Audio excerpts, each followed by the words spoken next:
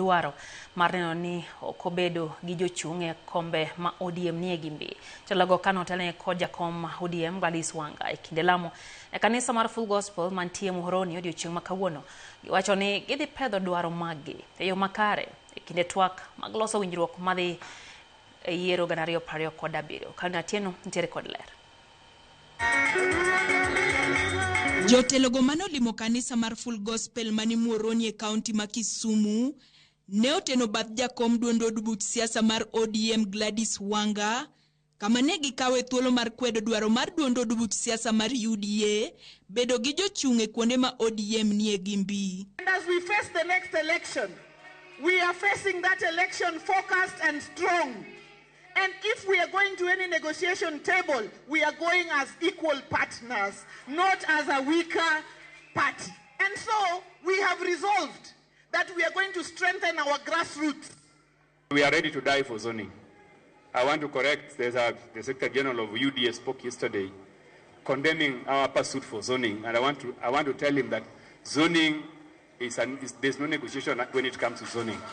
All our party strongholds, all those strongholds are reserved for ODM.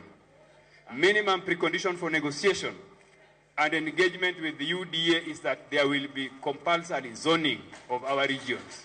Jotelo mamoko bendo jiwo ni nyaka to migi pok maromre sirikand broad base ni mar ODM en duond od buch siasa maduong'. This is a party that we have a legacy. Raila Odinga fought for this party.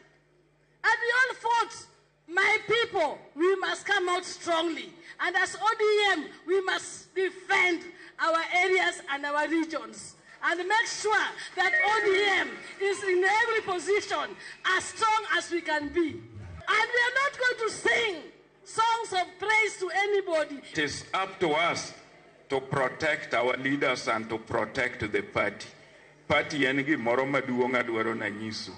Molo gimoro amora ma ji dwaro kagi. And nyakung'e ni gimaber ji mang'eny nigi gombo. Awachonu ni telo ber. Kani dalau telo ber. Kani buti telo ber. Omiyo wasikuru e broad base nikech kuno e mangimawa sani ochiko.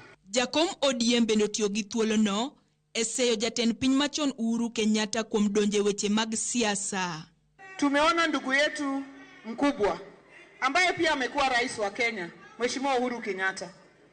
Amesema Wakenya walifanya makosa hii na makosa ile. Sawa tu.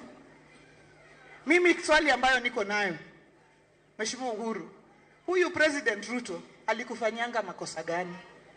Tueleze tu tuelewe. What is it that he did so wrong that you can never forgive him for? There is no way we can say that we are now in the broad-based government.